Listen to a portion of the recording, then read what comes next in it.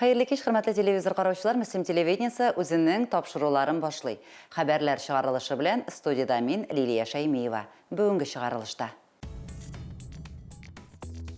Каләм тотып қолларга, бардым білім юлларга. Мөслимлеләр татарча диктант язды. Агролидер кооперативы үсештә. Сезонында конвейер аша 300 кош-корт уза. Тарихта без излебез, шәҗәрә нәсел агачы, фестиваль күркәм гаиләләрне барлый. Хәзер әлеге һәм башка хәбәрләр турында тулырак. Капиталь ремонттан соң элекеге редакция бинасы яңадан кулланышка тапшырылды.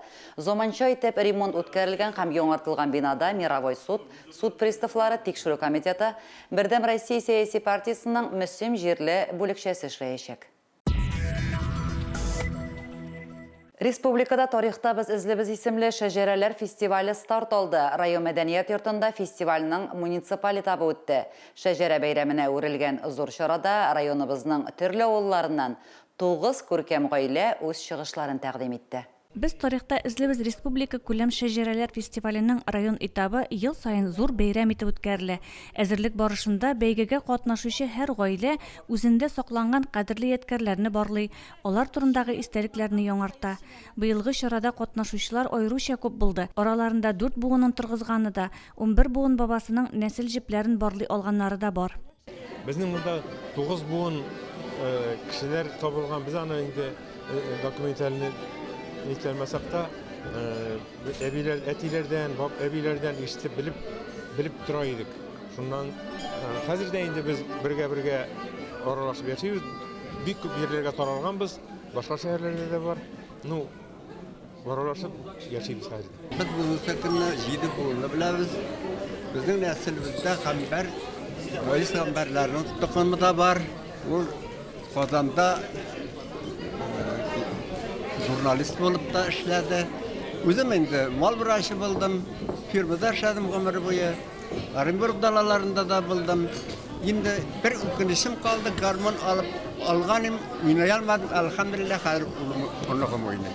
Biz 5 bala indi. Hani bu Basırlar Oğazı konkursunda bir trep katlaşırga bulduk. Barımızda kayıttık.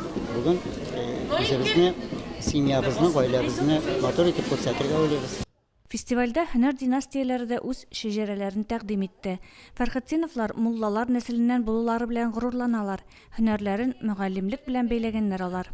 Мин бу бәйгегә әзерләнгәндә әле 5 буынны гына ачыкладым. Менә яңадан тагын архивларга мөрәҗәгать итеп, интернетка кирип, тагын ачыклыйсы хәлләр бар. Безнең муллалар нәселе 19 гасырдан алып, менә бүгенге көнгә кадәр менә шулай муллалар килә. Гәрәевләр нәселендә гомерләрен хәрби хезмәт белән бәйләүчеләр күп. Ватанга хезмәт итүне беренче урынга куйган ир-егетләре күп булуы белән бик хаклы горурланалар алар. Безнең буын Иске Караман авылында иң олы нәселләрнең берсе.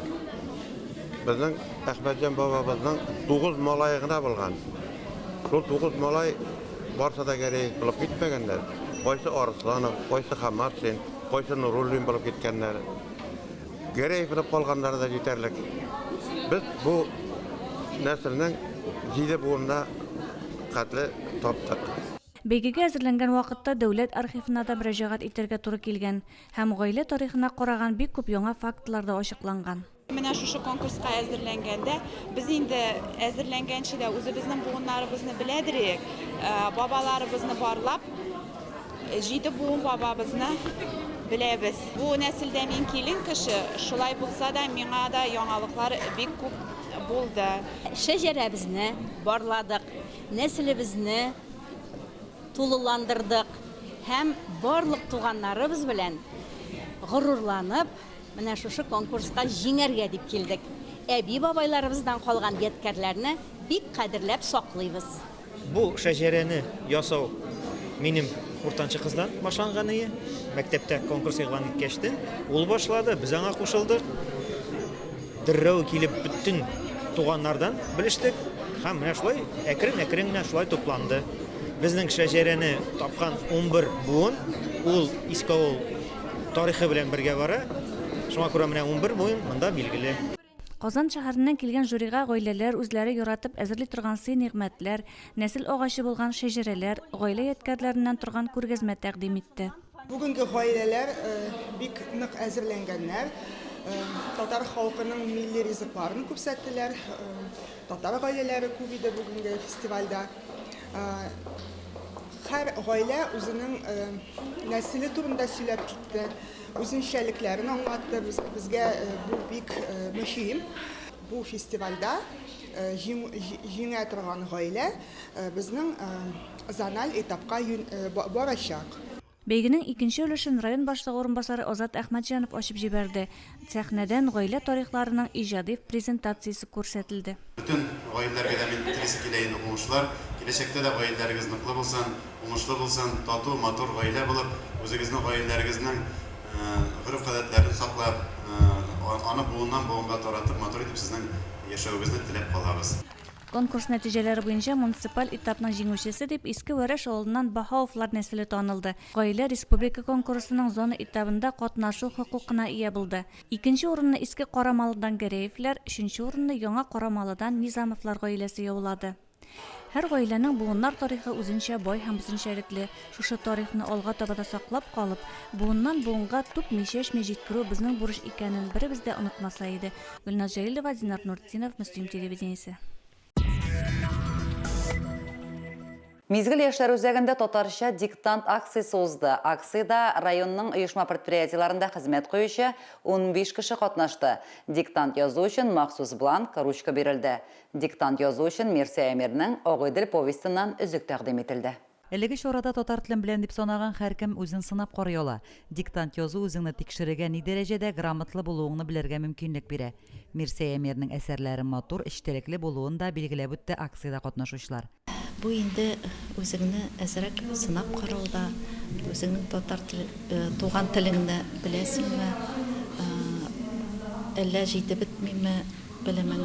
Моны инде әгәр ул инде белем җитеп бетмәсә, моның өстендә эшләргә кирәк. Татарча диктант акциясына 3нче тапкыр катнашам инде. Бу акциядә катнашуыма мин бик шатмын, чөнки үземнең белемнәремне тирәндән ныграк тикшерергә бу бик кирәкле акция дип беләм.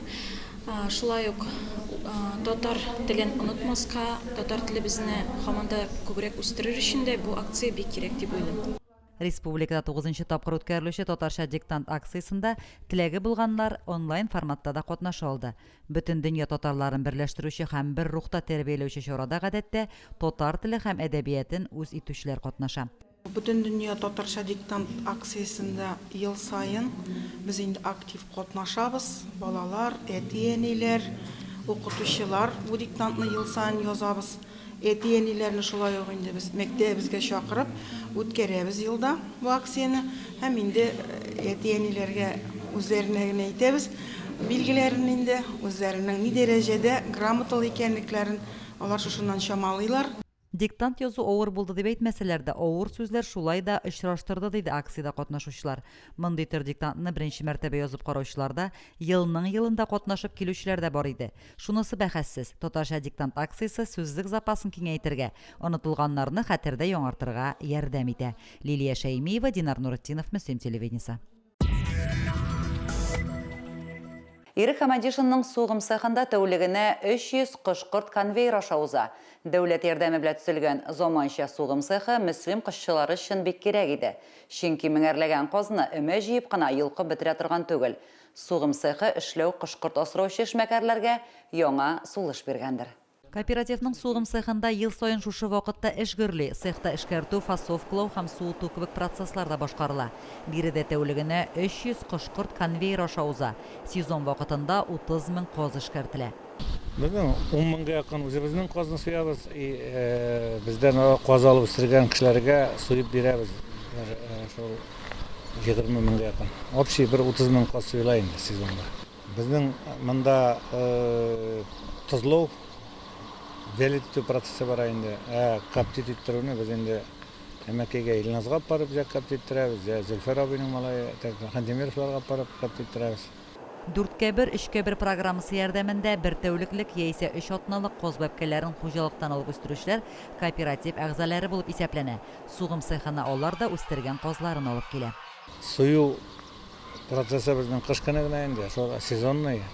Бу көз көне генә сезонный эшлиләр.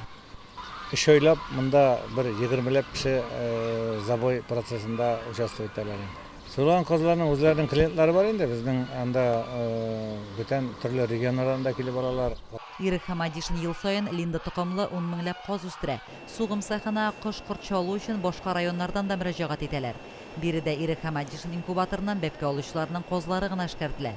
Сугым цехында 20 кеше эш белән тәэмин ителгән, хезмәт хакы югары. Эш уңышлы барсын өчен козчылыкта иң мөһиме дөрес токым сайлау.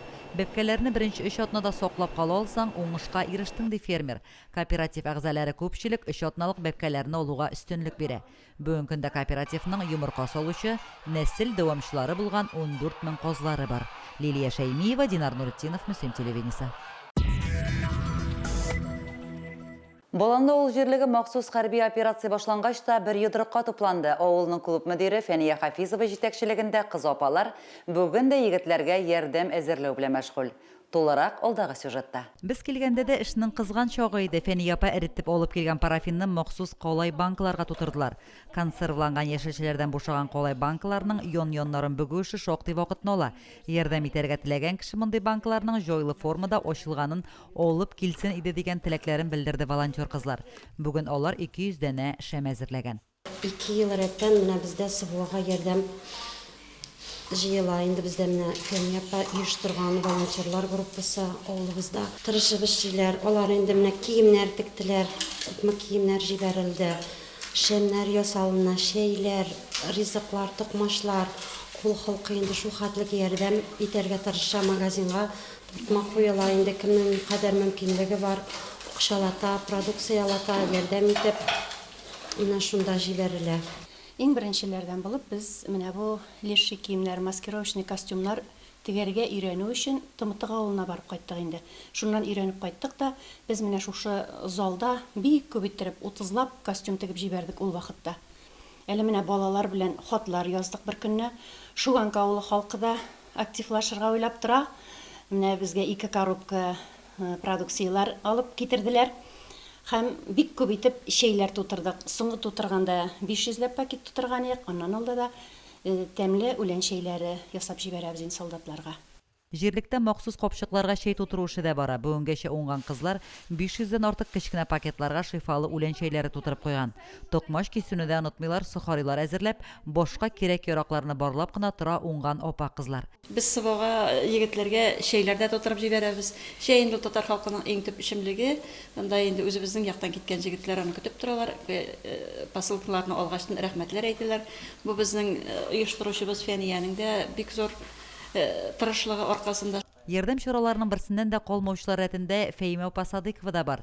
Бүгенге көндә 2 улыдан махсус хәрби операциядә булган анага Аллаһ сабырлык кына бирсен дип телисе кала. Минем инде 2 малаем сугышта хезмәт итәләр.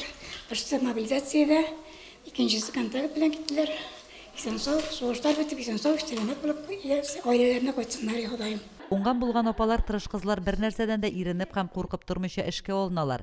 Боланлы авылы кызлары маскировка киемнәрен тегәргә өйрәнү өчен Ознакай районының Тымытык авылына барып кайткан иде. Мастер-класста алган күнекмәләрен кайту белән эшкә җиктеләр. Кирәкле материал кайтартып, бүгенгәчә 36 кием тегеп җибәргәннәр. Киемнәр белән бергә солдатларга тәмле ризыклар, башка төр кием салымнар, көн күреш кирәк-яраклары акчалата ярдәм дә җибәрелә. Лилия Шәймиева, Динар Нуретдинов, Мөслим телевидениесе.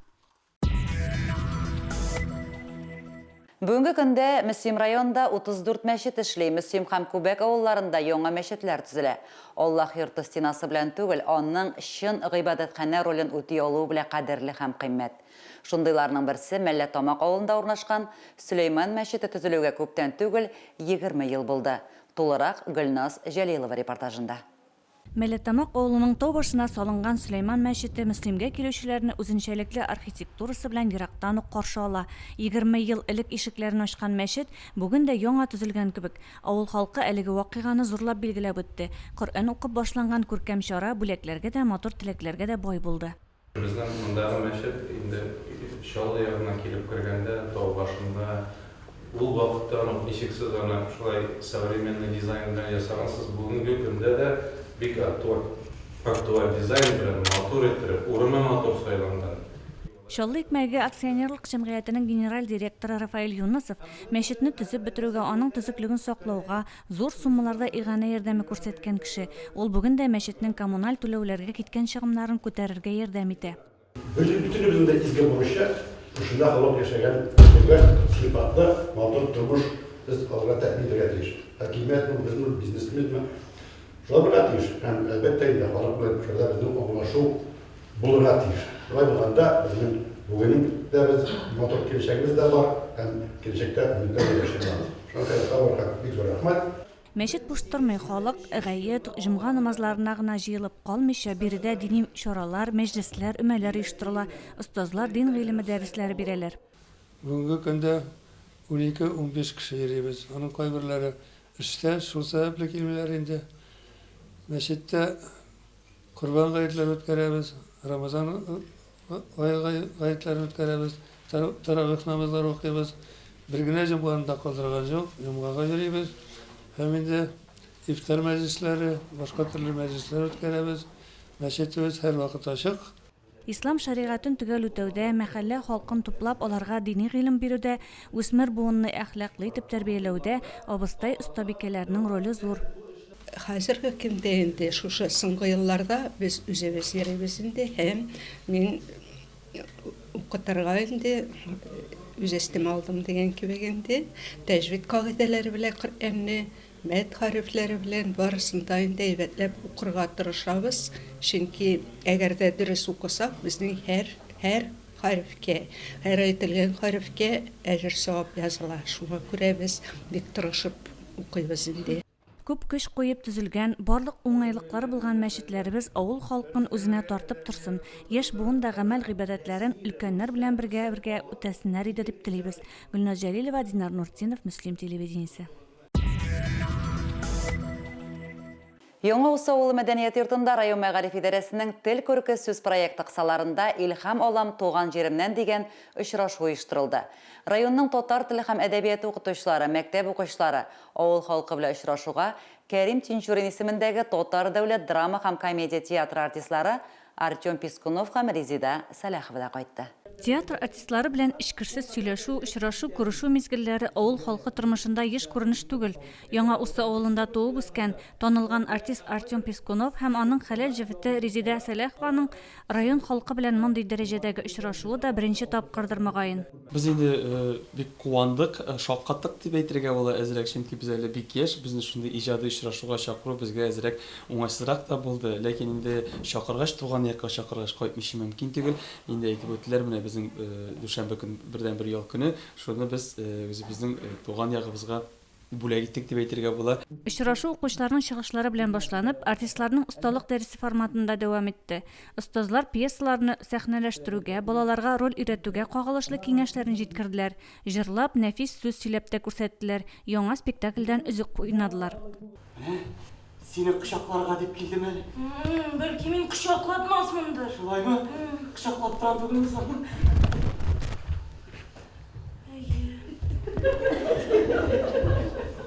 Бүгенге чарабыз безнең Мөслим мәгариф бүлегенең тел күрке сүз проекты кысаларында безнең мәктәптә башланып китте, Яңа Усы мәктәбендә. Әлеге проектка без бик теләп чакырдык Артем белән Резиданы. Алар инде үзләренең ризалыгын шунда ук белдерделәр, бер нәрсәгә дә карамыйча. Һәм инде әлеге көнне без зарыгып көттек һәм ул көн килеп җитте безнең өчен. Кичәдә Артемның әтисе Олег абый белән әнисе Гөлсинә апа да бар иде. Алар Артемның артист һөнәрен ничек сайлаганы, үз максатына ничек ирешкәне турында сөйләделәр. Гомере буе укытучы булып эшләгән Гөлсинә апаның бүген дә әйтер сүзе бар. Хәзер бит инде балаларның теләкләре бик юк. Аларның шигырь ятлыслар да бик килми, шигырь сөйләүчеләр дә бик килми, сәхнәгә чыгасылар да бик килми. Күбрәк телефонда утырып, мондагы теге күбесе инде аларның бит ниндидер бүтән төрле дөньяда яши башлый балалар телефонда утырсалар. Шуңа күрә инде хәзердә балаларны төрле-төрле түгәрәкләргә йөртеп, аларның сәләтләрен ачу өстендә бик нык эшләп кирәк. Артистларның тормышы тулысынча сәхнә белән бәйләнгән. Театрдагы эшләреннән тыш Артем белән Резидә сәхнә осталыгы буенча дәресләр дә бирә. Бүген аларны сокландырган һәм борчыган нәрсәләр турында да әңгәмә кордык. Мин инде мәктәп балаларыннан башлап студентларга, Артем Олегович инде студентларга шуны аңлата, туган телен шуны аңласыннар иде балалар. Алар бит нәрсәгә кирәк ул миңа диләр. Чөнки йыгы бирәсе юк ул телдә, фәлән документ утырасы юк һәм башкасы. Шуны аңласыннар иде. Күбрәк тел белгән саен кеше бит инде байрак, акыллырак була. Аның инде фикерләве дә киңрәк була. Ә инде туган телен оныткан кеше ничек бай була алсын да ничек бәхетле була алсын. Менә шуның кирәклеген аңласа иде киләчәк буын. 4 сәгатьлек ихлас очрашу бер тында үтеп китте. Якташыбызның гаиләлек сәхнә тормышы хезмәткә бирелгәнлек үрнәге булып торырлык. Ул аларның яңа биеклекләргә күтәрсен, тамашачы һәрвакыт яратып, алкышласын үзләрен. Гөлназ Җәлилова, Динар Нуртдинов, Муслим телевидениесе. Районыбызда һәр милләт халкы ныклы игътибар үзәгендә район җирлегендә яшәүче морыйлар актив булулары белән аерылып тора. Инна һәм Алик Биктаировлар Морый Бүләр авылының үрнәк һәм тыйнак гаиләләренең берсе. Биктаировлар авылының уңган булган гаиләләренең берсе. Гаилә кыйммәтләре бу гаиләдә кадерле мирас. Ир белән хатын бер-берсе өчен өзелеп тора. Гаилә бәхетенең бөтен сире дә бер-береңне хөрмәт итү һәм ярату инде гомер буе. Сайлап алгансың икән, син гомер буе аны хөрмәт итәргә тиеш, яратырга тиеш. Инна белән Алик бер авылда, бер урамда туып үсә. Ике йорт аша гына яшәгән кыз белән егетнең сукмаклары кечкенәдән бергә була. Инна белән бәләкәй чакта бергә үстек. Күрше өйдә генә яши иде. Инна тынычлыгы, моторлыгы белән, сабырлыгы белән яшады. Киләчәктә белән Инна белән бергә моторга яшәргә ятсан, ул шул минем өчен бик зур бәхет. Инна белән Алик Биктаировларның күзләрендә бүген дә яшьлек елларының ышкыны яна. Еллар дәврендә бер-берсенә булган ярату һәм хөрмәтне маяк итеп, ике арадагы хисләргә тузан да кундырмыйча саклыйлар. Биктаировлар ихатада һәр эшне икәүләп башкара, гомер буе күпләп мал тотканнар. Инна апада тормыш иптәше кебек бер минутта тик тормый, аралашырга ярата. Авылда балалар бакчасы ябылгач, 2 ел инде почтада эшли, вакытлы матбугат тарата. Биктаировлар гаиләсендә Морый халкына хас барлык традицияләрне саклап, бәйрәмнәрне юлларына туры китереп үткәрәләр. Яз көне җитә безнең күгеше бәйрәме. Монысы инде күгеше бәйрәменең дә менә үлгән туганнарыбызны искә алу инде ул. Теге эшләр башлаганчы, язгы кырышлар башлаганчы, шуны иләрне җуып, зур зияратларны чистартып, үлгән кешеләрне чакыртып, шулай мунчаларга кертеп, шулай шәмне яндырабыз инде. Кырышлар, чәчүләр беткәч, шимек бәйрәменде. Монысы инде уже эш беткәч инде, күңеллерәк инде. Тырышып дөнья көткән һәр Морый гаиләсе бүген мул һәм җитеш тормышта яши. Морый авылларында тел дә югалу юлында түгел. Биредә мәктәпләрдә укытылудан тыш өйләрендә алар фәкать туган телдә генә сөйләшә. Татар һәм урыс телләрендә дә иркен аралашалар. Гореф-гадәтләрне, мәдәни мирасны өйрәнү буенча Морыйларга тиңнәр юк. Биктаировлар да шуның ачык мисалы булып тора. Лилия Шәймиева, Динар Нуртдинов, Муслим телевидениесе. Әлегә шулар, мин Лилия Шәймиева сезнең белән сау булашам. Алда сезне безнең иманыбызга кайтыйк дигән тапшыруыбыз көтә.